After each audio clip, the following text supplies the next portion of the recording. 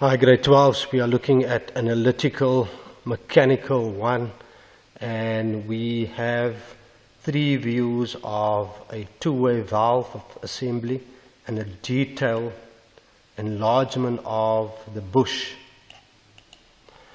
A title block, a part list, and a table of questions. Here you're going to find the table of questions here on your right hand side. We need to complete the table below by answering the questions which all refer to the accompanying drawing and the title block. Please fill in all your answers very neatly. Let me go through the questions. The first question, on what date was the drawing checked?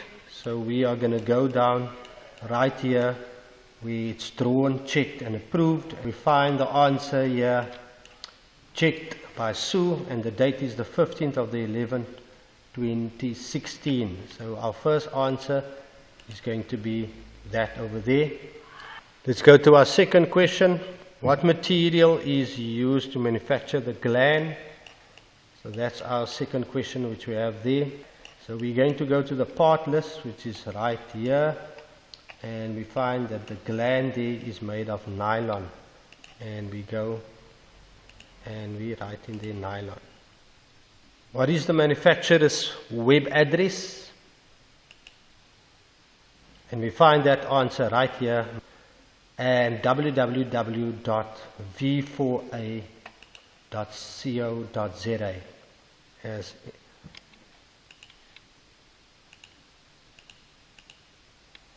question number 4, how many sets of drawings are there for the two-way valve assembly?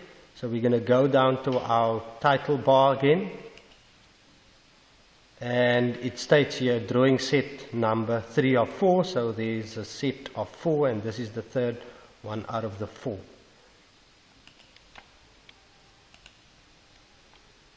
Question number 5, how many diameter 10 holes need to be drilled in the base?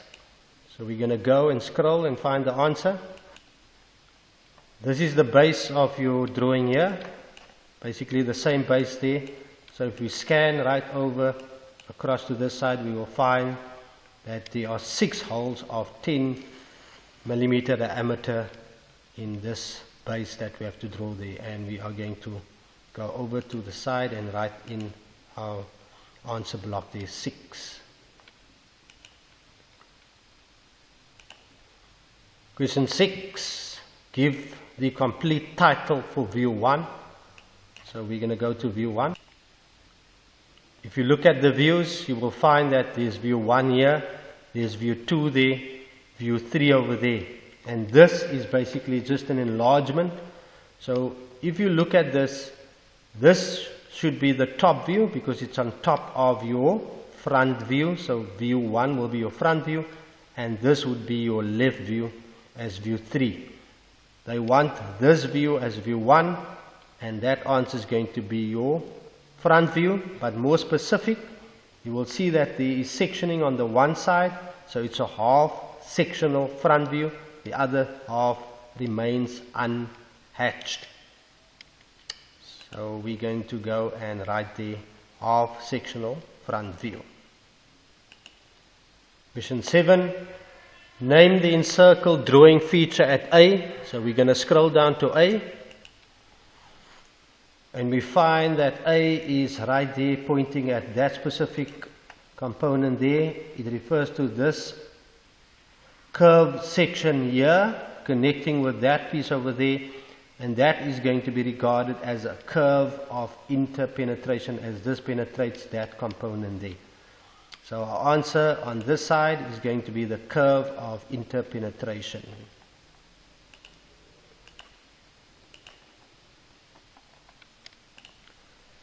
Number 8 wants us to determine the dimensions at B, C and D. And we scroll down. Now if you look at B, B refers to the circle that you see there. There's no measurement that indicates any size of the circle, but if you scan across, you also find that that circle refers to this dimension over there, which is diameter 8. So we're going to write in diameter 8 there, and then we're going to go to C, and we find that C is right over there, referring to the center line here and the end of your base. So here you need a bit of a calculation, and that calculation would be simply that you will have to take the 108, which is from the start to the finish of my base, which is 108 diameter, and you have to scroll across where it states here 84 PCD. Now 84 PCD means that it is the stretch from this center line until that center line over there, because all those holes are situated on the PCD of 84. So from here to there is 84, and we are going to say 108 minus the 84, that is going to give you 24, and then when we have to divide it by 2 to give half this side and half that side, so 24 divided by 2 will give you 12 here and 12 over that side, which will give you a total of 12 plus 12 and 84 equals 108, and that's the calculation that you have to do to get to that answer. So you are going to write 12 there for C.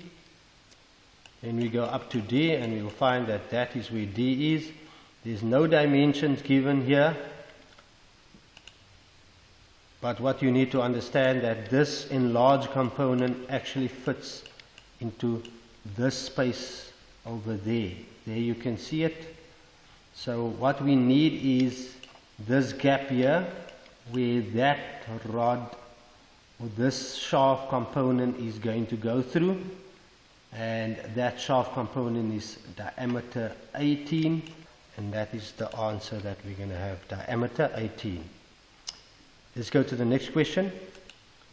Question number 9 of views 1, 2 and 3 on your drawing drawn to the indicated scale. Your indicated scale basically says here 1:2.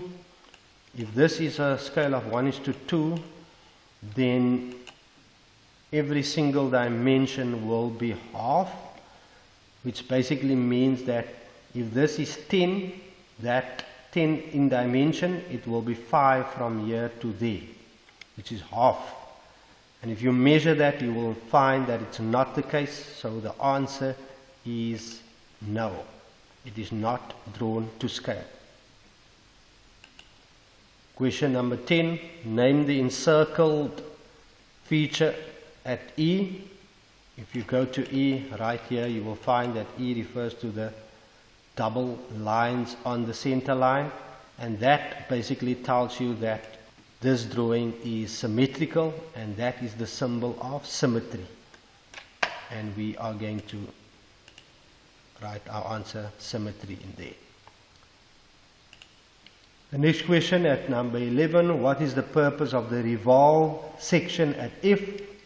And if you look at what the revolve section is, it is that section that's inside the drawing, and that answer would simply be that it shows the cross section of the shaft. It shows what the shaft looks like, and that is what you are going to write in your answer block.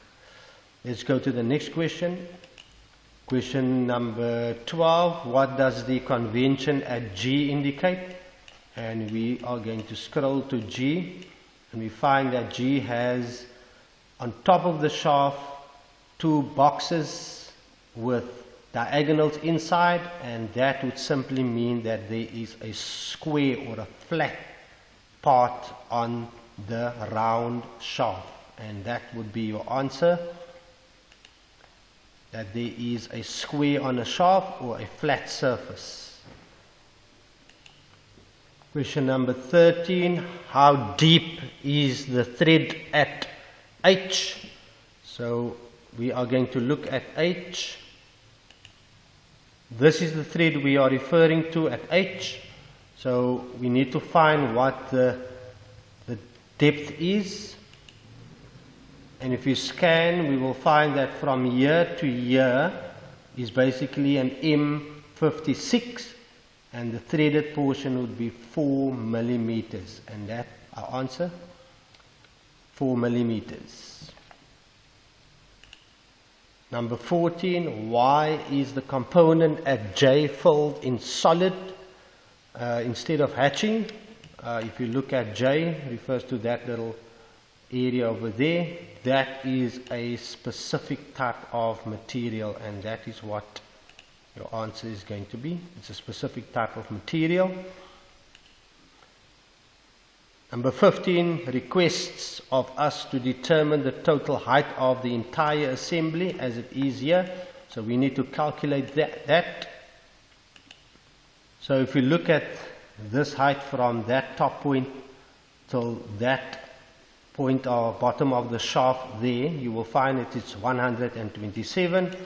And if you look from the bottom up to that part over there, that is 110. So what you need to do is you need to say 110 plus 127, which is there, and you will have to minus the answer of 127 and 110, and you will have to take that answer and subtract 47 from that answer there, which eliminates this 47, and that answer that you're going to get will finally give you 190. Number 16, what does the abbreviation PCD stand for?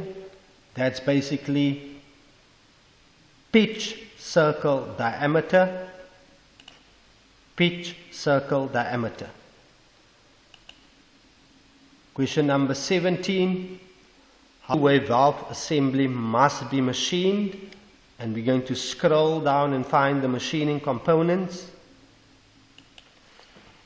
So these are machining symbols, so we need to count these symbols. So we're going to start here with 1, which is that surface there, 2, another surface, 3, and then of course it's duplicated, so you're going to have 6 of those symbols, and then 7, and then 8, and then 9 and 10.